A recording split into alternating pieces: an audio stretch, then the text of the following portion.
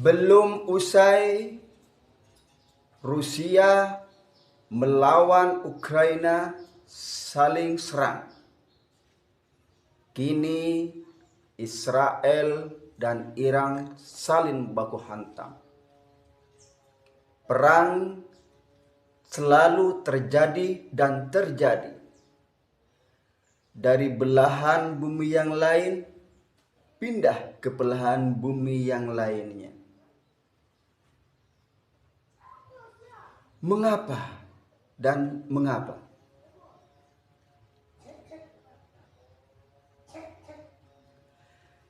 Kalau kita bicara perang, sebenarnya tidak jauh beda dengan peristiwa gempa bumi. Loh, apa hubungannya? Ayo coba kita cermati. Kita baca ayat-ayat Allah yang ada pada semua ciptaannya, termasuk bumi yang kita tempati. Bumi yang kita tempati, bumi yang ditempati manusia termasuk bagian dari alam semesta. Jadi bumi dan semua urusan di dalamnya itu sepenuhnya diatur oleh Allah Subhanahu wa ta'ala. Baik itu materi yang menyusun bumi, yang menempati bumi, pergerakannya semuanya diatur oleh Allah Subhanahu wa ta'ala sebagai pencipta dan yang mengaturnya. Termasuk kita manusia yang menempati bumi ini. Peristiwa perang, gempa bumi, dan semua bencana lainnya adalah sebab kerusakan bumi itu sendiri yang disebabkan oleh tangan-tangan manusia. Peristiwa ini telah jauh sebelumnya diingatkan oleh Allah dalam Qur'annya yang karim, bahwa telah nampak kerusakan di daratan maupun di lautan akibat ulah tangan manusia. Padahal sebelumnya sudah ditata dengan rapi, penuh keseimbangan. Baik yang menyusun bumi, materi-materi yang menyusun bumi, maupun sikap, sifat moral, stabilitas keamanan di muka bumi, semuanya telah diatur oleh Allah Subhanahu wa ta'ala dengan penuh keseimbangan, sehingga arah kehidupan itu berlangsung dengan tertib dan tidak ada rintangan apapun. Nah, di sini keseimbangan itu terganggu oleh manusia akibat dari moral yang bejat yang dimiliki oleh manusia karena ego untuk mempertahankan sesuatu atau membuat sesuatu. Saya ambil contoh peristiwa gempa bumi dinyatakan sebagai akibat dari kerusakan-kerusakan yang telah dibuat oleh manusia. Gempa tidak akan terjadi jika penghuninya, yang dimaksud adalah manusia, tidak membuat kerusakan. Kerusakan bagaimana yang dimaksud? Coba kita cermati. Berapa banyak lubang-lubang bumi, berapa banyak lubang-lubang di permukaan bumi di seluruh dunia yang disebabkan oleh kegiatan penambangan, membuat terowongan. Sebaliknya, di tempat lain berdiri bangunan-bangunan menjulang tersebar di seluruh permukaan bumi. Nah, dua tindakan tersebut membuat permukaan bumi ini berubah dari sebelumnya. Dan perubahan ini membuat pergerakan bumi itu tidak stabil. Tindakan Allah menggeser lempengan bebatuan penyusun bumi ini jelas akan mengakibatkan pergerakan permukaan bumi. Pergerakan inilah yang dimaksud dengan gempa bumi. Jadi hakikatnya gempa bumi adalah tindakan Allah Subhanahu wa Ta'ala dalam rangka mengatur kembali bumi ini, mengatur kembali bentuk dan permukaan bumi ini menjadi bentuk semula, kembali kepada pengaturan awal. Coba bayangkan jika hal ini tidak dilakukan oleh Allah Subhanahu wa Ta'ala. Tidak ada gempa, artinya lempengan-lempengan tidak diatur kembali, permukaan tidak stabil. Maka yang jelas, arah pergerakan bumi tidak akan stabil. Dan kalau tidak stabil, ini pasti akan bergerak kemana-mana, menimbulkan bencana yang lebih besar.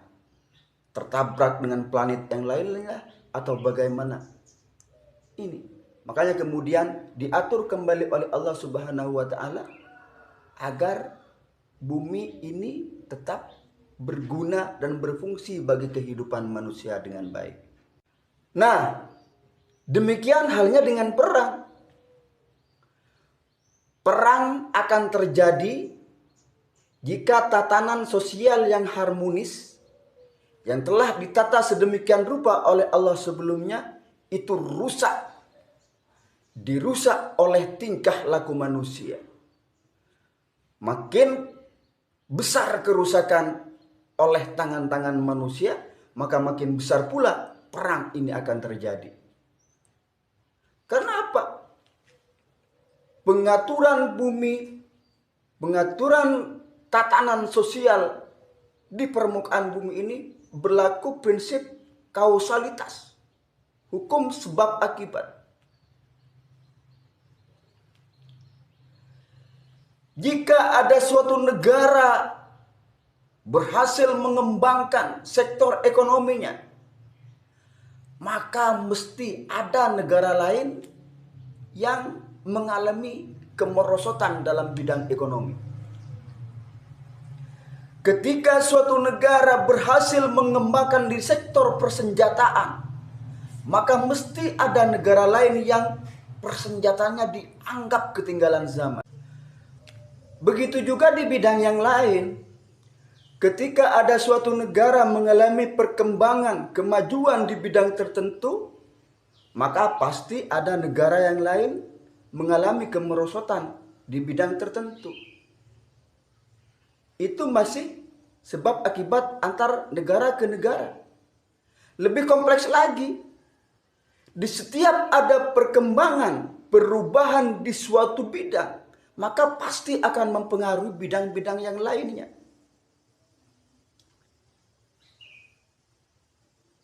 Suatu negara yang mengalami perubahan, kemajuan di segi perekonomian, maka jelas akan mempengaruhi di bidang keamanan, di bidang kesehatan.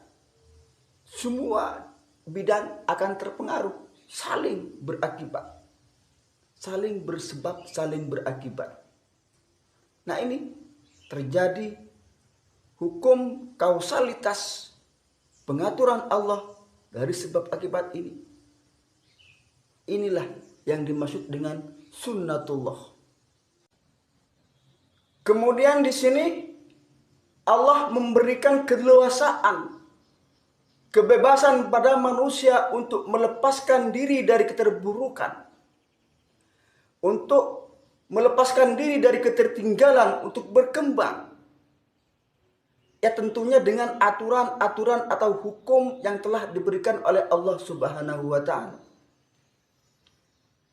Walaupun pada manusia itu sendiri juga diberi kebebasan untuk memilih apakah akan mengikuti aturan atau tidak. Dengan konsekuensi yang telah disediakan oleh Allah Subhanahu wa taala. Ya, astagfirullahaladzim. Di sini manusia banyak yang memilih tidak mengikuti aturan-aturan itu. Mereka seenaknya bangkit dari keterpurukan atau mempertahankan keunggulannya dengan ego-ego mereka sendiri, dengan cara-cara mereka sendiri, dengan cara-cara yang melanggar aturan-aturan yang telah ditetapkan oleh Allah Subhanahu wa taala.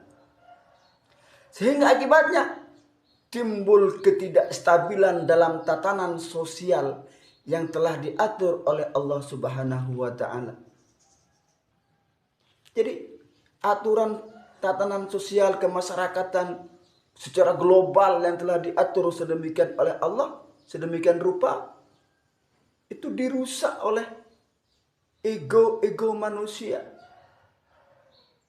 yang mau menangnya sendiri, tidak memikirkan orang lain, tidak memikirkan kelompok lain.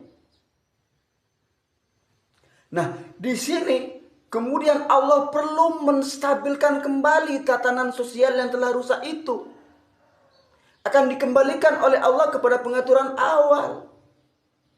Yaitu dengan cara apa?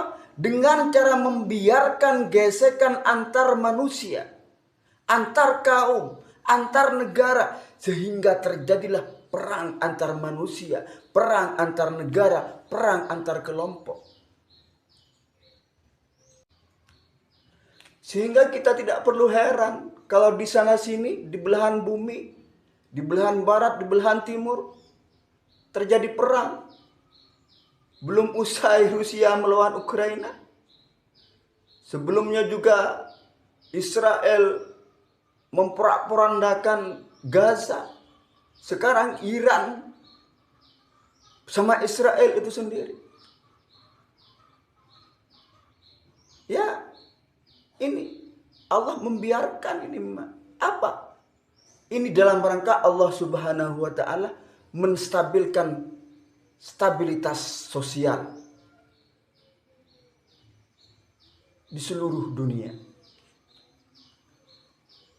Oleh karena itu, pasti pasca perang, di setiap terjadi perang, kemudian sesudahnya itu akan pasti akan timbul tatanan yang baru. Contoh misalkan secara global dulu setelah perang dunia pertama, maka belahan bumi ini, negara di seluruh dunia ada blok barat, ada blok timur, ada non blok. Nah, ini tatanan baru setelah perang. Nah, ini pada saat itu stabil. Nah, kemudian akan dirusak lagi oleh manusia. Begitu seterusnya. Selama manusia masih membuat kerusakan, maka perang akan terus terjadi. Dan ini sunnatullah. Kita tidak perlu heran. Kemudian sekarang bagian yang terpenting dari bahasan ini adalah bagaimana sikap kita dalam menyikapi perang yang sedang terjadi. Baik itu berakibat langsung kepada kita maupun tidak. Yang mestinya sedikit banyak pasti berakibat kepada kita. Apa sikap yang akan kita ambil? Pertama, tanyakan kapasitas Anda. Apakah Anda sebagai tentara, pejabat negara, pengamat, atau mungkin Anda bagian yang terlibat di dalamnya? Kalau Anda berada di wilayah itu, ya lakukanlah sesuai dengan kapasitas Anda. Tapi bagi Anda yang orang biasa seperti kita-kita, tidak ada lain tatkala terjadi hal seperti ini. Tatkala terjadi perang. Karena perang ini adalah musibah. Termasuk gempa bumi dan musibah apapun. Ini adalah aturan Allah Subhanahu wa taala. Dan kita harus sadar itu. Maka apa yang terbaik kita lakukan adalah berdoa dan memohon kepada Allah agar peristiwa yang terjadi di muka bumi ini membawa barokah. Sekali lagi, membawa barokah kepada kita. Kita senantiasa berdoa kepada Allah, semoga apa yang terjadi ini membawa barokah bagi kita semua. Baik, bahasan kita kali ini seperti biasa kita akhiri dengan syair puisi. Ya, syair pendek, tentunya berkaitan dengan pembahasan yang kita bahas.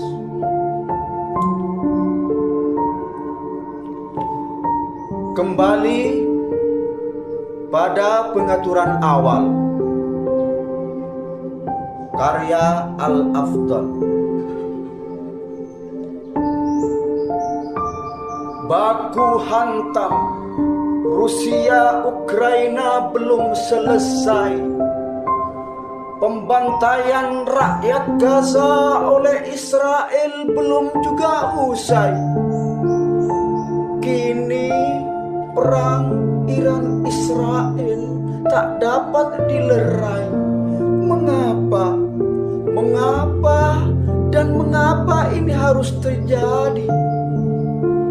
Ya, sepertinya ini memang harus terjadi karena ini adalah hukum alam. Karena kerusakan yang terus juga terjadi. Perang adalah tindakan Allah, Tuhan sekalian alam, untuk menstabilkan tatanan kehidupan, tatanan kembali pada pengaturan awal. Ayo kita tafakur, ayo kita berzikir, ayo kita berdoa. Semoga perang ini membawa berkah.